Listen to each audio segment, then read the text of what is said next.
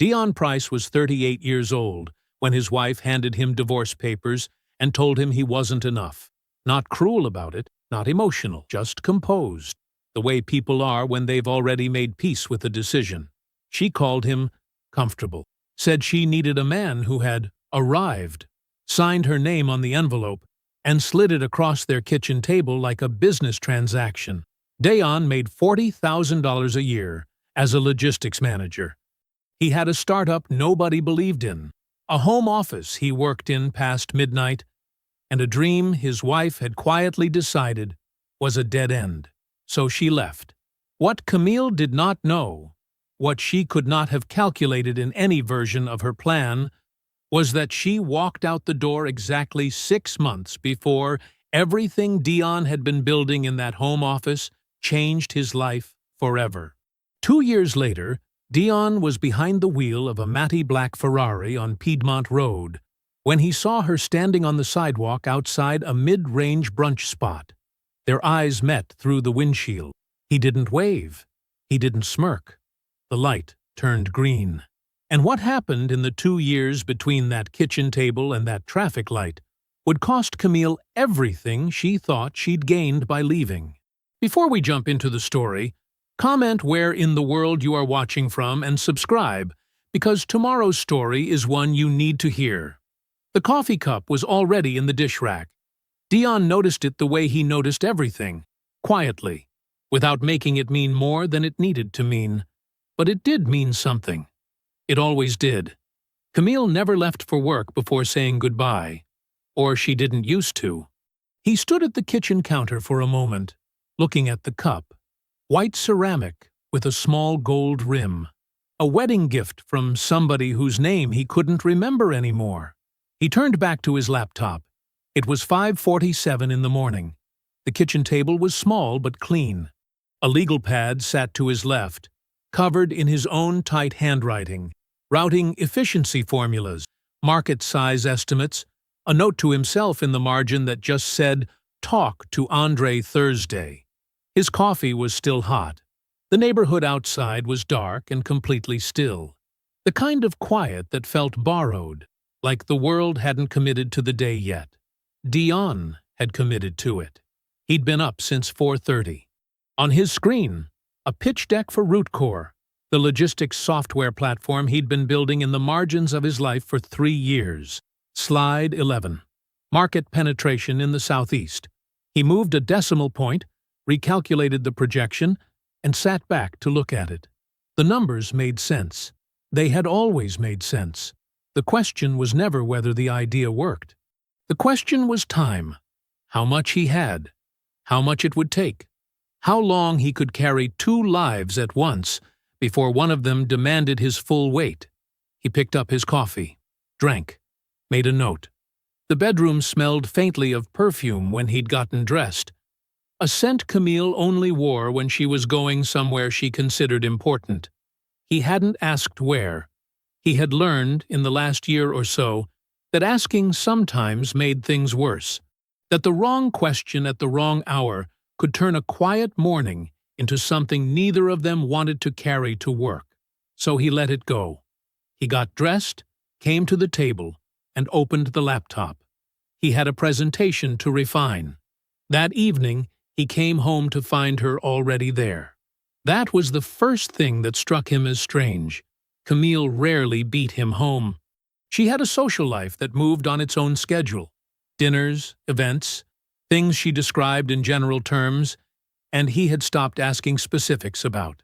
But she was home, seated at the dining room table, hands folded in front of her, posture straight.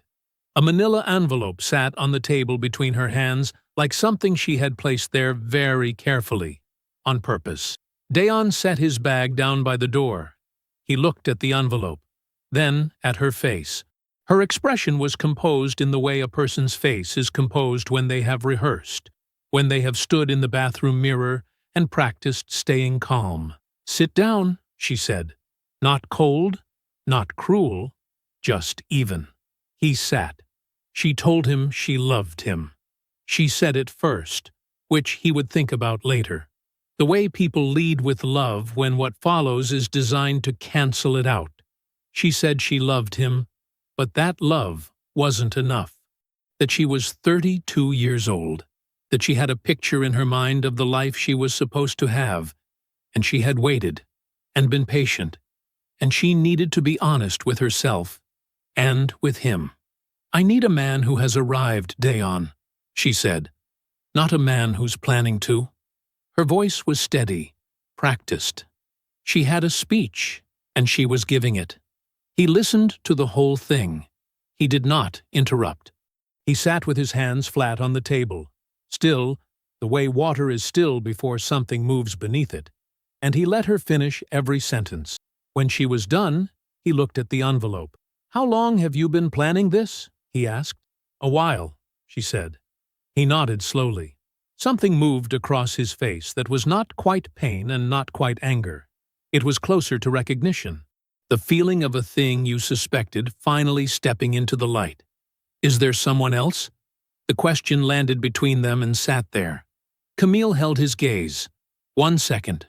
2. The silence lasted exactly 1 beat longer than it should have if the answer was simply no. "No," she said. He looked at her for a moment after that. Not searching, not accusing, just looking. The way you look at something you're seeing clearly for the first time. Then he stood up. He didn't raise his voice. He didn't say her name. He didn't pick up the envelope or push it away. He just stood, the way a man stands when he has decided something that doesn't require an announcement. He walked down the short hall to his home office. He closed the door. The office was dark except for the laptop screen. Dayon hadn't turned on the light. He didn't feel like it. He just sat in the chair he'd spent hundreds of nights in, the old one with the cracked armrest that Camille had asked him twice to replace, and stared at the pitch deck he could no longer focus on. Slide 11. Market penetration in the Southeast. The same slide he'd been looking at that morning. It felt like it belonged to a different day. He reached over and picked up the secondary laptop, the shared one they kept on the corner of his desk for household things, bills, tax documents, the occasional movie. He opened it mostly out of habit. Something to do with his hands. The screen came to life. Camille's email was open. He almost closed it. That was the truth of it. His first instinct was to close the tab, the same way he had trained himself not to read over her shoulder, not to ask questions that felt like accusations. He had spent years building space in this marriage, giving her room, trusting without needing to verify. He almost closed it, but the name in the most recent thread caught his eye before he could look away. Mom. And the subject line beneath it, dated 3 days ago. I just need to do it. He sat very still. Then he scrolled up, all the way up, to where the thread began. 14 months ago. The first email from Yvette was short. Just a few lines, the way older women write emails, direct, no pleasantries. You don't sound happy. Haven't for a while. What are you going to do about it? Camille's reply was longer. Dayon read it once, then read it again, because the first time he wasn't sure he was understanding it correctly. She called him well-meaning. She said he had good intentions and no traction.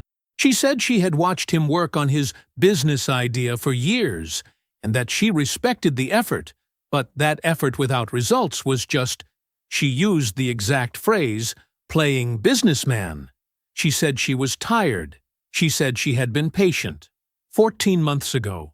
6 months before he launched the Root Core Beta.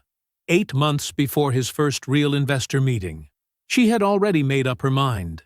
Yvette's response came the next morning. Dayon could picture her writing it, could picture the particular set of her jaw, the way she held her opinions like property. Baby, a man who isn't rich at his age isn't getting rich. That's not harsh. That's just math. You've been patient long enough. Cut your losses while you're still young enough for it to matter. He kept reading.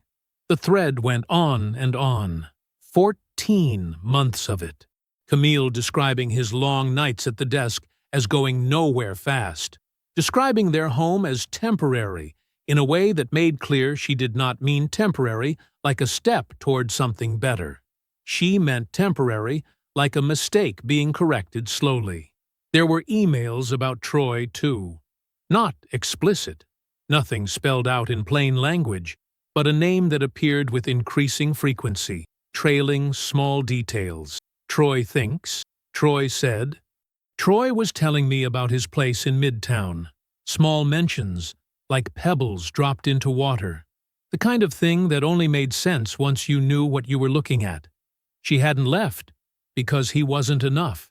She had already chosen something else, and needed a reason that sounded reasonable. Dayon read every email in the thread. He did not rush.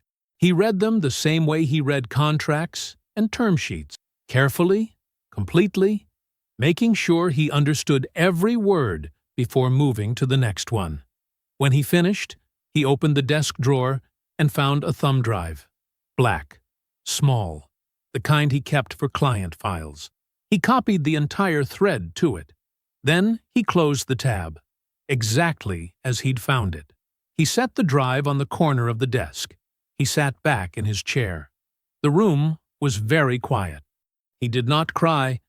He did not stand up and put his fist through the wall or throw anything or say her name out loud to the dark. He sat with it the way he sat with hard information, fully, without looking away, letting it be exactly as bad as it was. It was bad. It was also, underneath the bad, clarifying. Everything that had felt uncertain now had a shape. All the small distances, the cold mornings, the half-answers and convenient absences, they had a shape now. He could see the whole thing at once. Not a marriage that failed, a marriage that had been quietly, patiently, privately ended without his knowledge, while he sat at this same desk building something she had already decided was worthless. He stayed in the chair for a long time. Then he stood up. He walked down the hall. The dining room was dark. The manila envelope sat exactly where Camille had left it, squared neatly on the table like a period at the end of a sentence someone else had written. He turned on the small light above the table. He found a pen.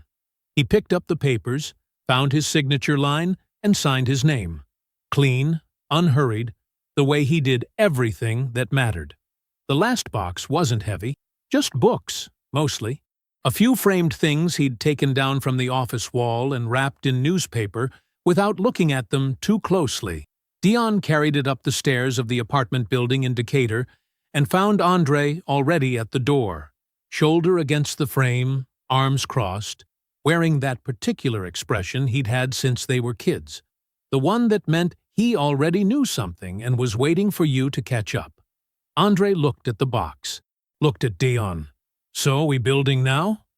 Dayon set the box down inside the door. He looked around the apartment. Small living room, 2 bedrooms, a kitchen barely big enough for 2 people to stand in at the same time. Clean, though. Decent light. "We've been building," Dayon said.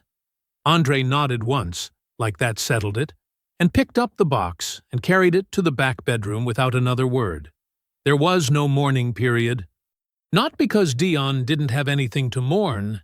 He did, and he knew it. But grief, for him, had never been something he performed out loud. It lived somewhere behind his sternum, quiet and contained, and the best thing he knew to do with it was work. So he worked. Every dollar he had been setting aside, the emergency fund, the savings account he'd been building toward a down payment on the house Camille wanted in Brookhaven, the small investment account he'd barely touched, all of it went into Rootcore. Not recklessly. He made a plan first, the way he always did. A spreadsheet, a runway, a set of clear-eyed projections about what the business needed and when. Then he moved the money. He did not hesitate. Andre handled the outside world. That was the word Dayon used for it. Outside. Andre had a gift for people that Dayon had always respected and never tried to replicate. He could walk into a room of strangers and leave with 3 contacts, a lunch invitation, and someone's cousin's number who, might be exactly who you need to talk to. He worked the phones, attended the industry meetups, drove to Charlotte and Birmingham and Jacksonville to shake hands with operations managers and distribution center directors and ask them, genuinely, not as a sales pitch, what their biggest routing headaches were. Dion handled everything inside: the architecture, the code, the pitch decks, the investor conversations that required patience he had spent his whole life developing. They worked nights. They worked weekends. The second bedroom of the apartment became an office. 2 monitors on a folding table, a whiteboard covered in system diagrams that Andre called Dion's language because he couldn't read half of it. They ate takeout over open laptops. They had arguments about feature prioritization that lasted until midnight, and then picked back up over coffee at 6 in the morning. Andre complained about the hours exactly once, looked at Dion's face, and didn't bring it up again. 4 months in, Andre came home from a cookout on a Sunday evening and stood in the kitchen doorway with his keys still in his hand, something careful in his expression. "I need to tell you something," he said, "and I need you to not make me regret telling you." Dion looked up from his laptop. "Sit down." Andre sat. He'd run into Marcus Webb, an old friend from the neighborhood, the kind of man who knew everyone's business without trying. According to Marcus, Camille had been spending significant time with Troy Banks, while she and Dion were still married. Not a secret that anyone had bothered to keep very carefully. Daily texts, long calls, an understanding between them that Camille had described to at least one person as waiting for the right moment. She had told Troy she was almost done with her marriage 6 months before she sat down at that dining room table with the manila envelope, the money, the ceiling, the man who hasn't arrived. All of it, every clinical rehearsed word of it, had been a reason she could say out loud. Something that sounded like a principle instead of what it actually was. A choice she had already made and needed to dress up in something respectable. Andre watched his brother's face. Dion was quiet. Not the quiet of a man trying to control himself. The deeper quiet of a man absorbing information and placing it correctly inside a picture he was still assembling. He looked down at the table for a moment. Then he looked back up. "She did me a favor," he said. "Let's get back to work." Andre studied him for another second. Then he nodded, got up, and went to the whiteboard. The client call came 6 weeks later. Harmon Distribution, out of Charlotte. Regional operation, 11 warehouses, a routing problem that was costing them 4 to 6 hours of logistics labor every single week. Andre had found them through a contact he'd made at a supply chain meetup in Raleigh. Dion had spent 3 weeks customizing the root core interface to speak directly to their workflow. The contract wasn't large, not by the standards of what Dion could already see coming on the horizon, but it was real. It was signed, it had a dollar amount and a start date, and a company name that wasn't theirs. Dion printed it, held it in both hands, read it once. Andre reached across the table. They shook hands. The Roma was matte black. Not glossy. Matte. The kind of finish that didn't ask for your attention. It absorbed light instead of throwing it back. Dion had seen one for the first time when he was 17. A magazine page tacked to the wall above his desk in the bedroom he shared with Andre. He'd stared at that page so many times the edges went soft. When he finally walked into the dealership 3 weeks ago, he didn't film it, didn't call anyone. He test drove it, confirmed what he already knew, and wrote the check. He drove home in silence with the radio off, just listening to the engine. He told no one. He posted nothing. It was his, and that was the whole point. 2 years. RootCore now served 11 enterprise clients across the Southeast. The Series A had closed at $4.2 million, a number that still sat cleanly in Dion's mind, not because it impressed him, but because he remembered the exact Tuesday night he'd written the projection that predicted it, sitting at the folding table in the Decatur apartment with Andre asleep on the couch behind him. The number had been a target then. Now it was a fact. 2 regional business journals had run features on him. He had agreed to both interviews the same way he agreed to most things, after thinking about it carefully and deciding the timing was right. He didn't perform for the cameras. He answered the questions directly, thanked the writers, and went back to work. A national logistics firm had sent a formal acquisition inquiry through their legal team 8 months ago. Dion had read the offer once, forwarded it to Kwame, and asked him to decline in writing. Politely, professionally, finally. He was not interested in being absorbed. He had built something. He intended to keep building it. The client lunch had been in Buckhead. A VP of operations from a regional grocery distributor who was 2 conversations away from signing. Dion had eaten a salted salmon and drank sparkling water and answered every question the man had without a single word of oversell. By the time they shook hands outside the restaurant, the VP was already talking about a start date.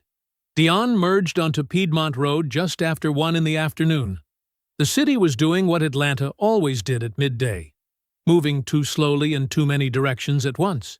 He was comfortable in that. He knew these streets. He came to a red light at the intersection across from a brunch spot he vaguely recognized. Mid-range, the kind of place with a weekend wait and pastel mimosa pitchers in the window. He stopped, and then he saw her.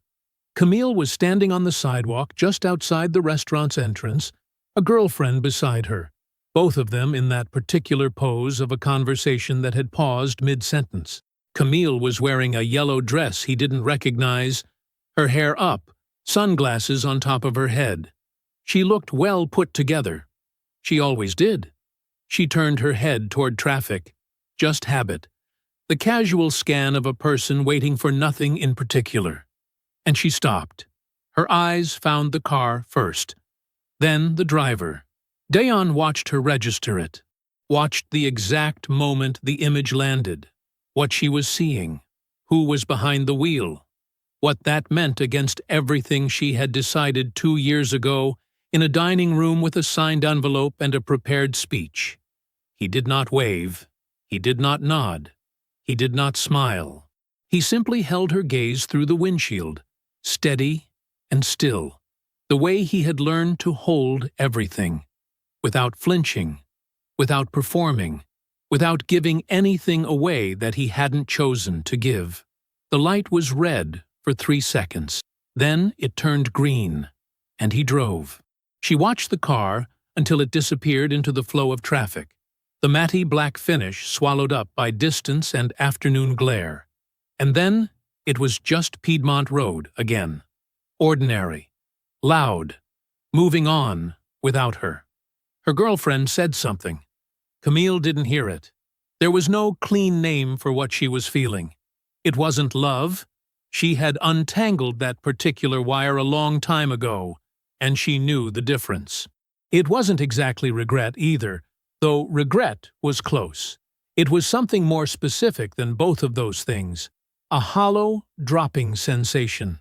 The feeling of a person who had looked at a set of odds, made a confident calculation, and then stood on a sidewalk in a yellow dress watching the odds prove her wrong in matte black at 40 miles an hour.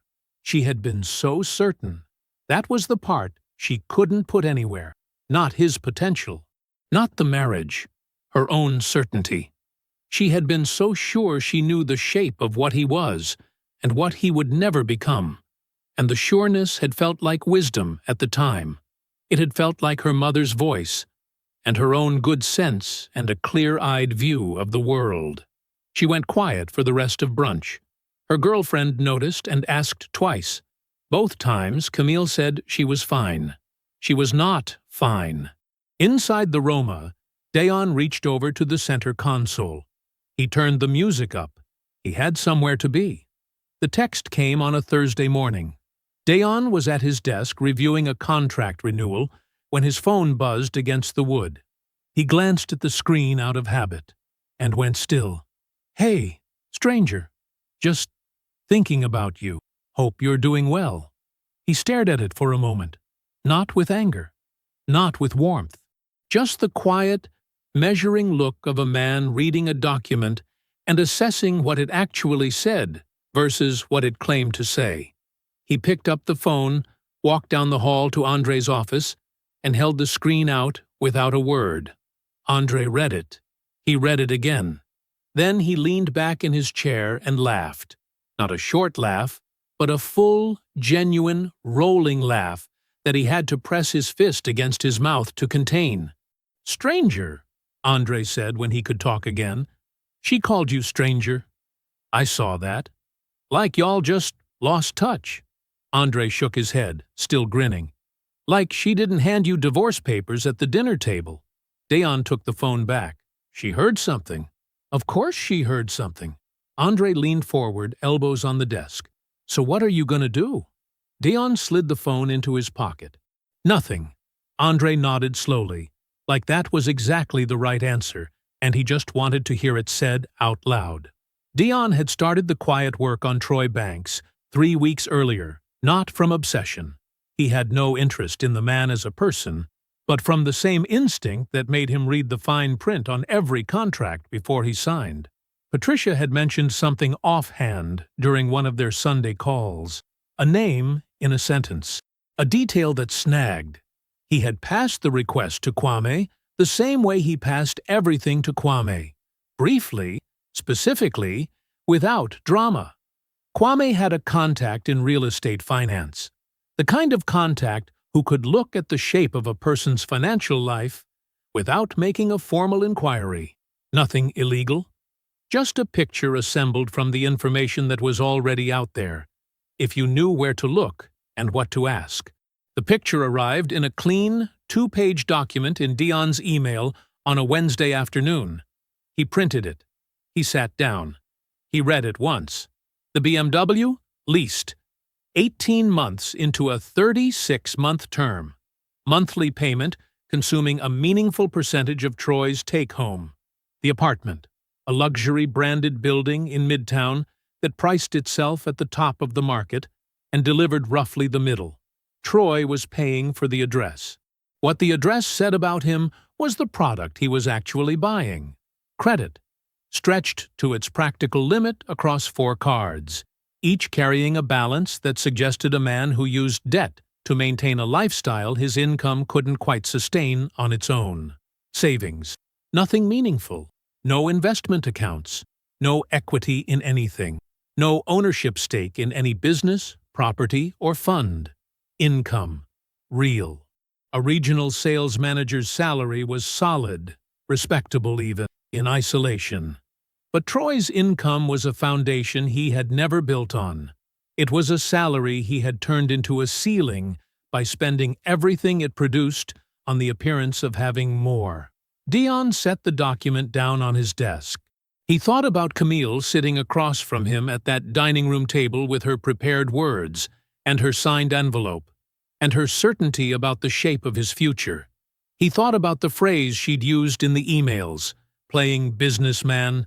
He thought about her mother's advice, delivered with such confidence. A man who isn't rich at his age isn't getting rich. Camille had left a man quietly building an empire for a man loudly performing one. He did not feel satisfaction exactly. It was something quieter than that. More like the specific, settling clarity of a person who had suspected the truth for a long time and was now simply holding the proof in his hands. He had no interest in exposing Troy, no plans to forward the document to anyone, no desire to make it part of any conversation. He put it in a folder, labeled it without drama, and filed it in the bottom drawer of his desk. He had built something real. That was the only point that had ever mattered. Patricia called that same week, on a Friday evening. Dion was on the couch with his laptop, reviewing expansion projections for a potential market in Nashville, when her name appeared on his screen. He answered on the second ring. They talked for a few minutes about ordinary things, how she was feeling, whether Andre had remembered to call her on her birthday, what she was cooking that weekend. Then her voice shifted slightly. Not dramatic, just the particular shift that meant she was about to say something she'd been holding for a little while. You know Yvette Hargrove has been running her mouth at church, Patricia said. Dion closed his laptop. What's she saying? That she always believed in you. A pause. That Camille just had bad timing. The room was very quiet. She's telling people she tried to get Camille to stay, Patricia continued, her voice even and dry. That she always saw something in you. That her daughter just didn't listen. Dion sat with that for a long moment. Yvette Hargrove, the same woman who had typed "cut your losses" into an email to her daughter 14 months before that envelope landed on his dining room table, was now standing in a church hall, rewriting herself as a woman who had believed in him all along, protecting her reputation, erasing her fingerprints, performing wisdom after the fact, in front of an audience who hadn't read the emails. Okay, Dion said. That's all you've got? Patricia said. For right now. He paused. Thank you for telling me, Mama. They said their goodbyes. He set the phone down on the cushion beside him and sat quietly in the low light of his living room, thinking about what Yvette was doing and why, and exactly how much she had underestimated his patience. Then he picked the phone back up and called Kwame. The call came the following morning, just after 9. Dion was standing at the kitchen counter with his coffee when the phone buzzed. He looked at the name on the screen, set his mug down, let it ring once more. Then he answered. Camille. Dion.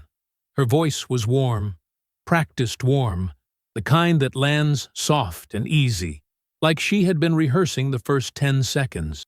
I wasn't sure you'd pick up. How are you doing? I'm good. I'm really good. A small laugh. Light. Casual. The laugh of a woman who wanted him to believe she had nothing to prove. I don't know. I've been thinking about you. Feels weird that we just became strangers, you know? It happens, he said. He leaned against the counter and looked out the window at the parking lot below. His voice was even, unhurried. He gave her nothing to grip. She filled the space the way people do when the other person won't. She talked about a restaurant she'd tried recently. He should check it out if he hadn't already. She mentioned a mutual friend's wedding she'd seen pictures of online.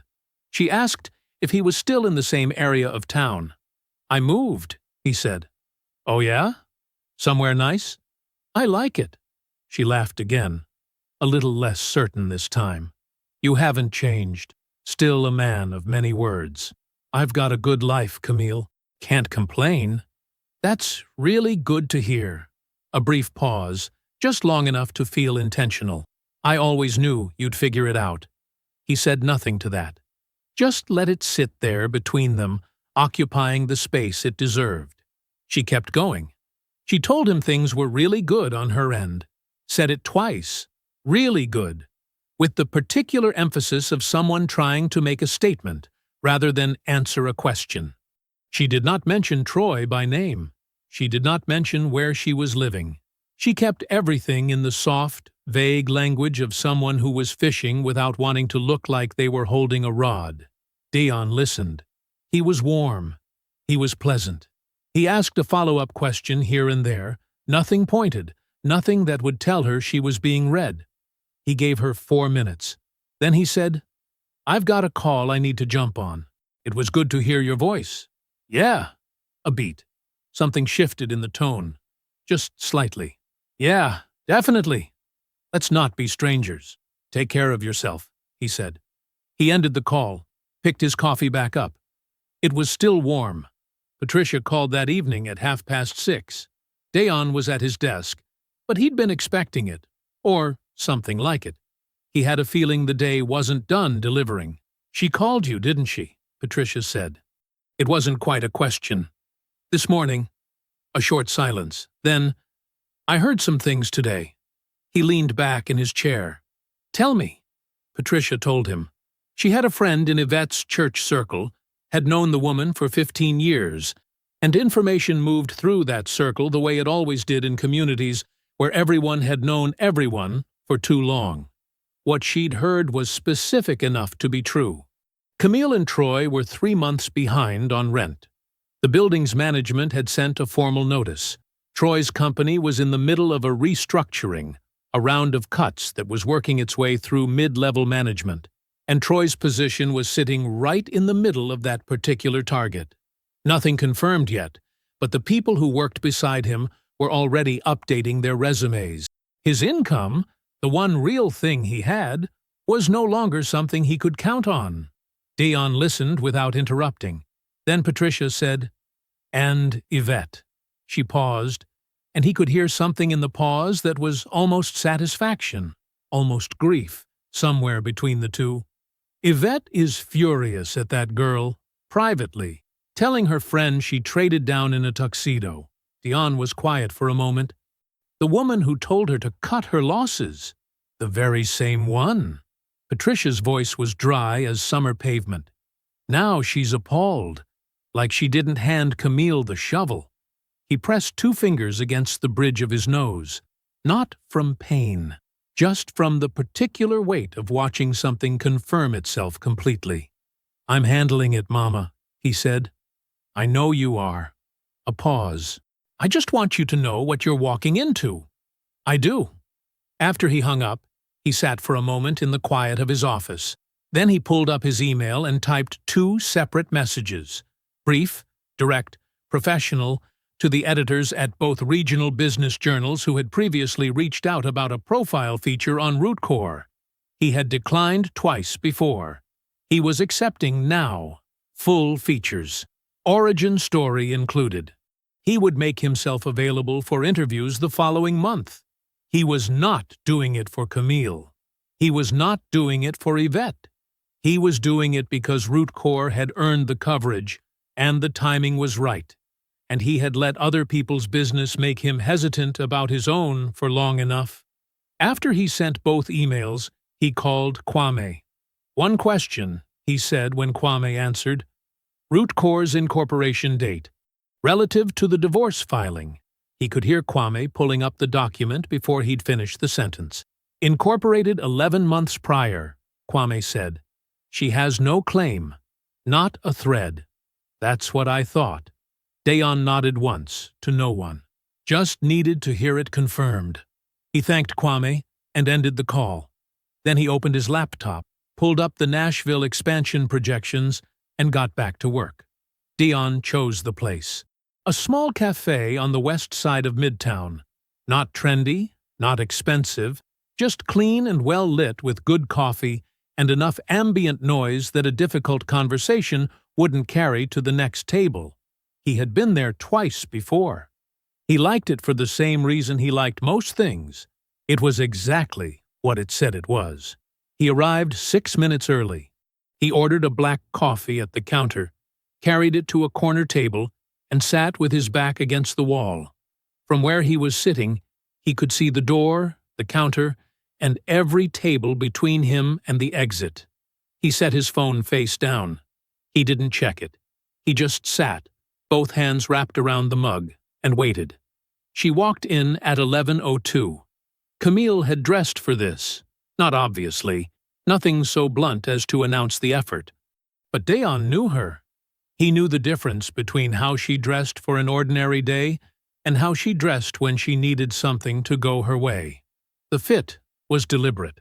The jewelry was simple, but chosen.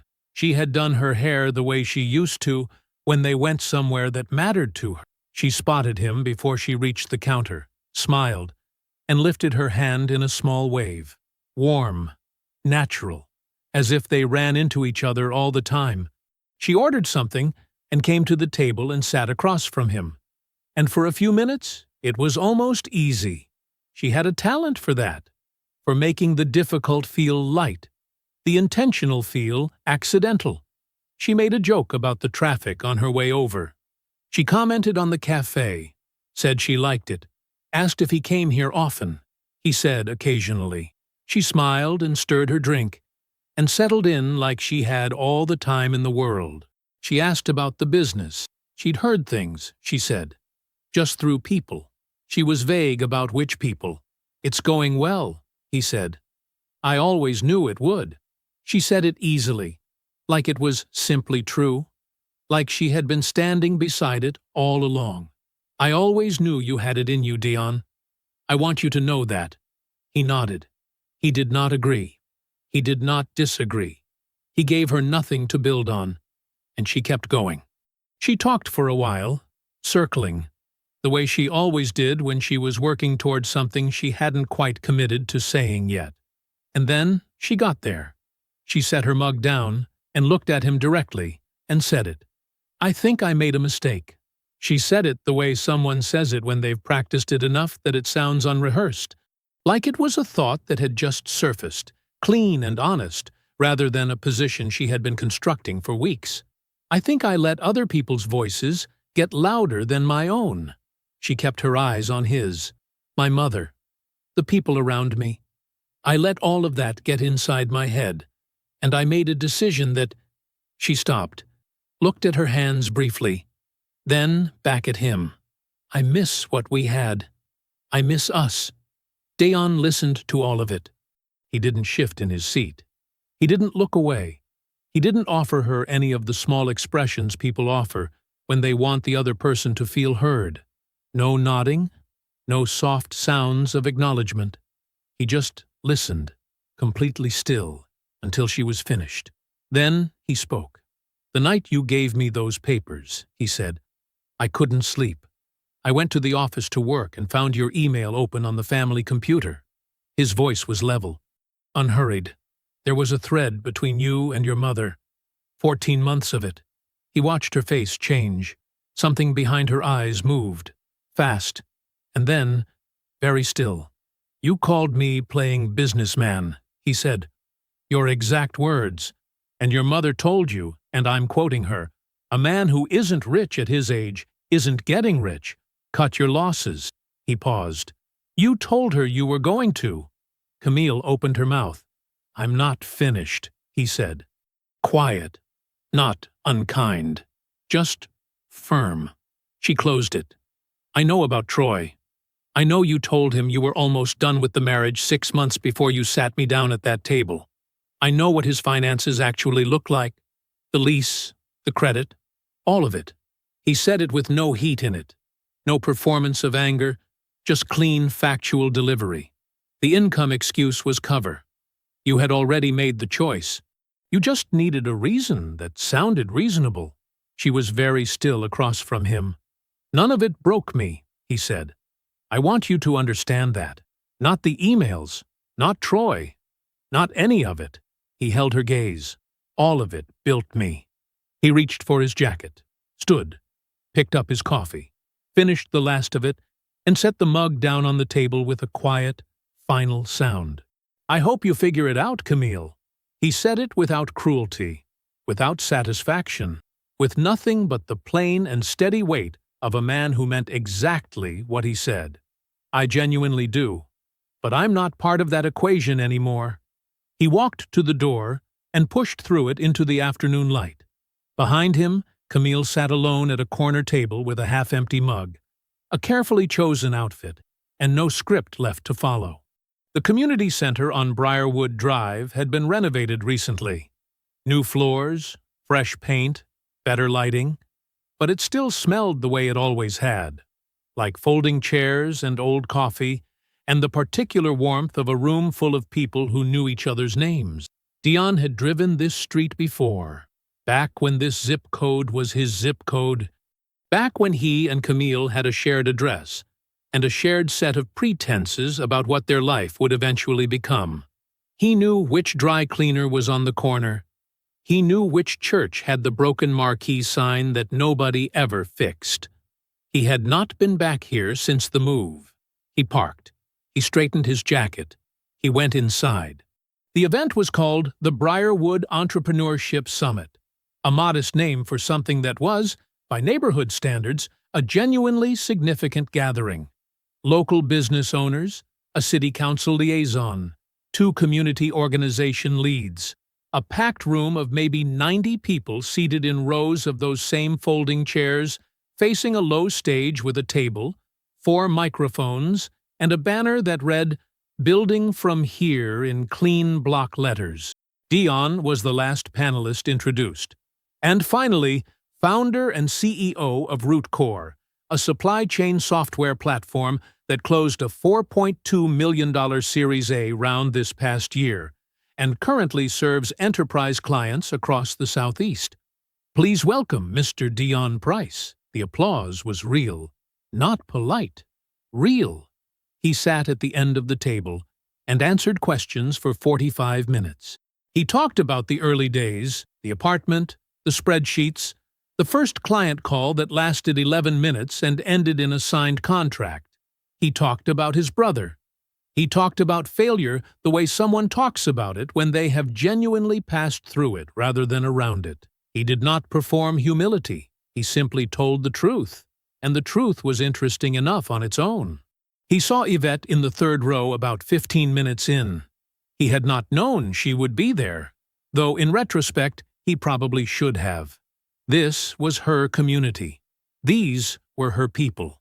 She sat with two women he recognized vaguely from old holiday dinners, dressed sharply in deep burgundy, hair set and pressed. She was watching him the way a person watches something they are trying to reconcile with a story they already told themselves. He did not acknowledge her. He kept his attention on the moderator, on the audience, on the question being asked. He answered it. The room nodded. A woman in the second row wrote something down. Yvette did not write anything down. Afterward, the room broke into the comfortable shuffle of a networking close. People standing, moving, forming small clusters near the refreshment table. Dion was stopped 3 times before he cleared the stage. A young man, maybe 24, asked how he got his first investor meeting. A woman in her 50s, who ran a catering company, said Rootcore sounded like something her supplier needed and asked for a card. A city liaison shook his hand with both hands and held it for a moment, the way people do when they want the contact to feel significant. He was handing his card to the catering woman when he felt the approach. Not saw it. Felt it. That particular shift in social atmosphere that happens when someone enters your immediate space with intention. Dion. Yvette Hargrove's voice was warm. Practiced warm. The kind of warm that gets applied like a coat of paint. He turned. She looked the same, maybe a little more careful around the edges, the way people look when they are managing something they haven't resolved. She smiled with her whole face, the church smile, the community event smile, the smile she used when an audience was adjacent. I have to say, she started, pressing one hand briefly to her chest, watching you up there tonight. I mean it when I say I am proud. I always told Camille that man has something in him. I always said it. She kept going. She said she hoped things had ended more gently between him and Camille than she'd heard. She said she always admired his drive, his discipline. She said she only ever wanted the best for both of them. She said it all in that smooth, continuous pour of a woman who has spent decades being the most authoritative voice in smaller rooms. Dion waited until she finished. Then he took one step toward her. Just one. Enough to close the distance so that his next words belonged only to her. And he spoke quietly. I have the emails, Yvette. He said it the way he said most things that mattered. Without decoration. Without theater. Every one of them. I know exactly what you told her. And when you told her. He held her gaze. You don't have to perform for me. He watched the warmth leave her face. Not gradually. All at once, like something had been switched off behind her eyes. The smile stayed. Muscle memory. But everything behind it was gone. Excuse me, he said. I see someone I need to say hello to. He moved past her toward a group near the far wall. He did not look back. Behind him, Yvette Hargrove stood very still, in the middle of a room full of her neighbors, holding a smile with nothing left inside it. She left the event early. She never spoke of Dion again in her social circles. The article went live on a Thursday morning. Dion was already at his desk when it published. He had submitted the interviews weeks ago, answered the questions, reviewed the quotes, approved the photo. A clean shot taken outside the Routcore office, him in a navy jacket, arms relaxed at his sides. No Ferrari in the background, no theater, just a man in front of what he built. The headline read, Root Corps' Dion Price built a $4 million logistics startup in 2 years without a safety net. He read it once, start to finish, the same way he read contracts, looking for what was accurate, looking for what mattered. The reporter had gotten it right. The origin story was all there. The logistics job, the nights bent over a laptop while the rest of the house slept, the savings redirected from a life he no longer lived into a company he was determined to make real.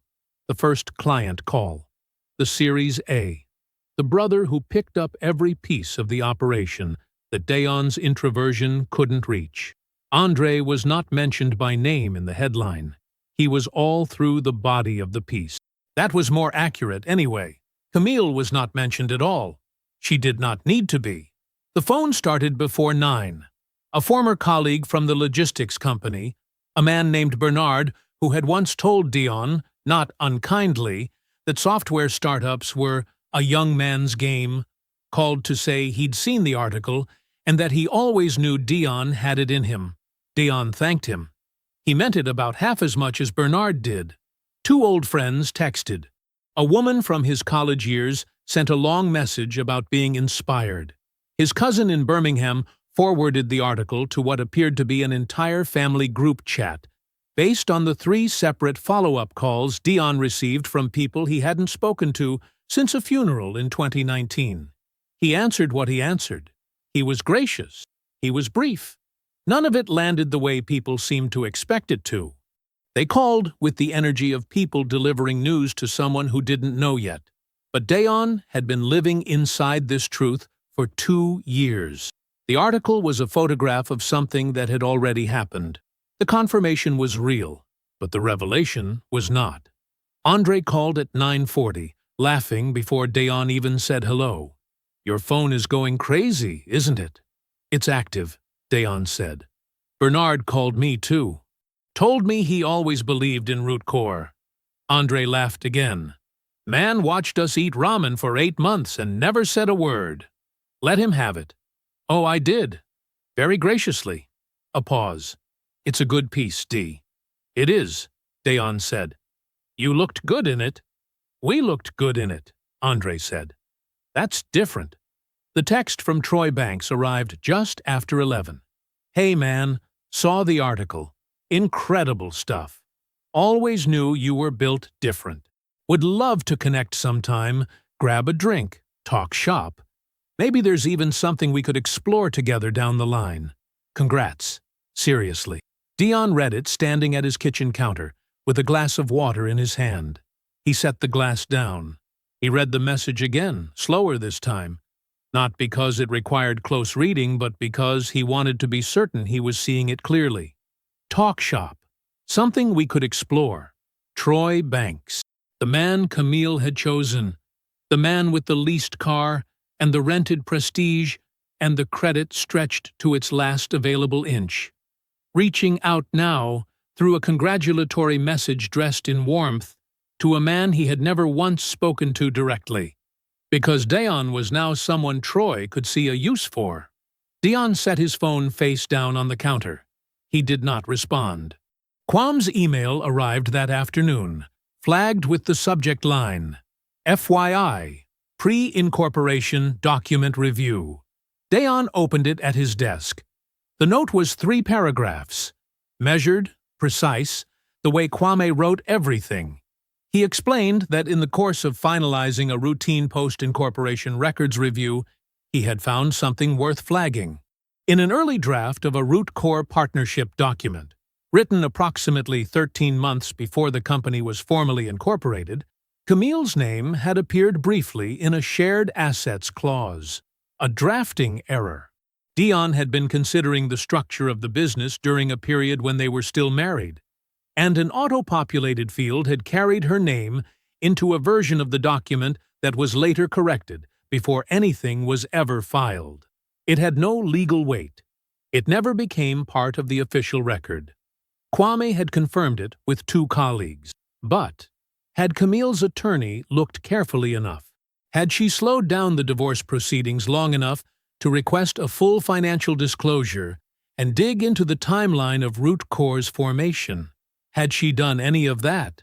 There was a version of this, Kwame wrote, where she might have had grounds to at least pursue a claim. She had not done any of that. She had wanted out fast, clean. She had decided Dayon was worth nothing and moved accordingly. And in her haste, she had walked away from a company that would close a $4.2 million funding round before the ink on the divorce decree had finished drying. Dayon read the email to the end. He sat with it for a moment. Then he closed it, opened his filing system, and moved it to a folder he labeled Closed Matters. He picked up his phone and deleted Troy's message. He would never tell Camille what she walked away from. That was not something she needed from him. He turned back to his desk.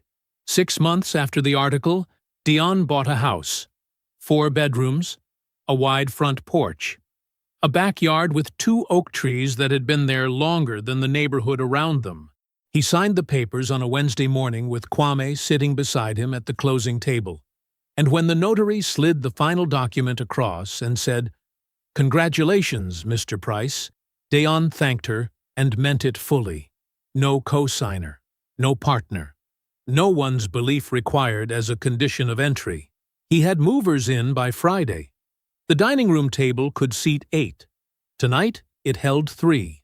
Patricia sat to his left, still in her church clothes, a deep burgundy blouse she'd worn to morning service and hadn't bothered changing out of, which meant she was comfortable, which meant she was home. Andre sat across from her, sleeves rolled up, sweet tea sweating a ring onto the wood. Dayon sat at the head. The food was real.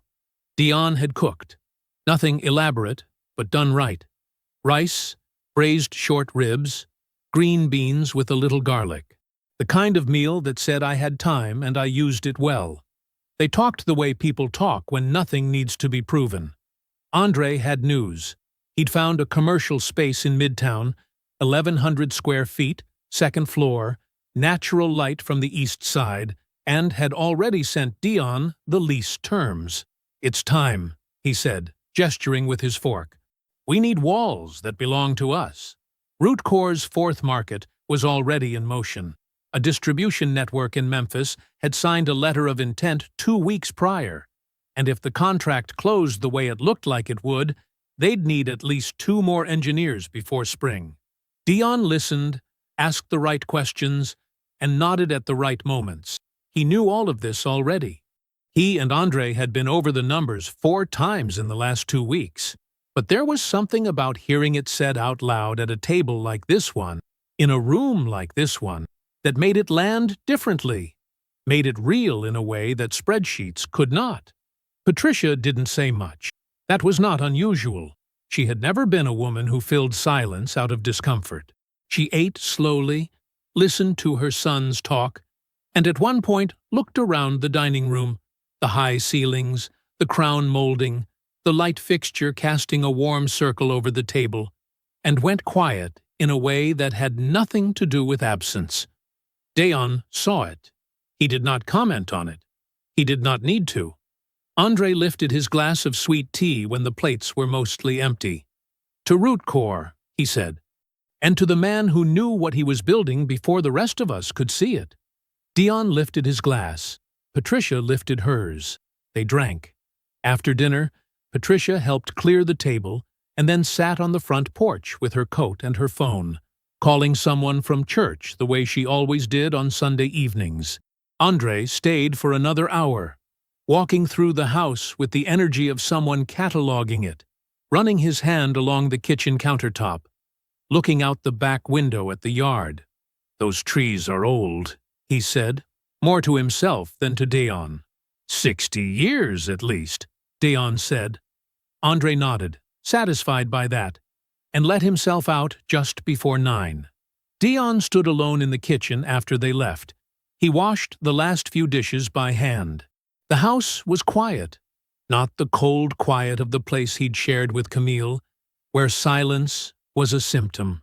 This was a different kind, the quiet of a space that had been filled with something real and still held the warmth of it.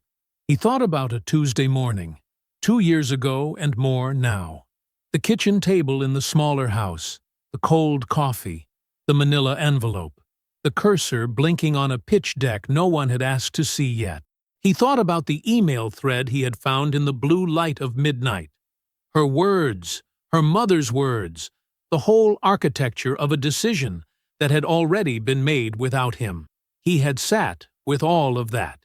He had let it be as heavy as it was. And then he had gone to work. Somewhere across the city, in a 2-bedroom apartment in a neighborhood that was not the one they had planned on, Camille and Troy moved around each other in the way that people do when the unspoken truth in a room has gotten too large to ignore. The BMW was gone. The address was different. The gap between the life they had projected and the life they were actually living had become something neither of them had the vocabulary to close. Yvette called less than she used to. When she did call, she and Camille talked around the subject that sat between them the way you talk around a hole in the floor. Nobody said her name in that apartment the way it deserved to be said. Dayan was in his home office by 9:30. The expansion projections for Memphis were open on one screen.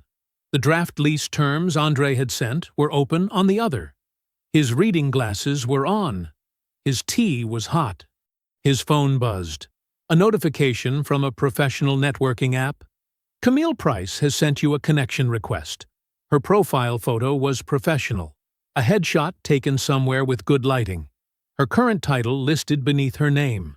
The message attached to the request was brief and framed entirely in the language of professional courtesy, as if they were former colleagues who had simply lost touch. As if there was a version of this where she was just a contact reaching out through the appropriate channel. It was her third attempt in 6 months. Dayan looked at it. He took his time. He read the message once, fully, the same way he read everything, looking for what was accurate, looking for what mattered. Then he archived it without responding, set his phone face down on the desk, and turned back to his projections. The numbers were good. The numbers were very good. He got back to work. I hope you enjoyed that one. Be sure to like the video and subscribe so you don't miss the next story. I've picked out 2 more for you that I think you'll really like.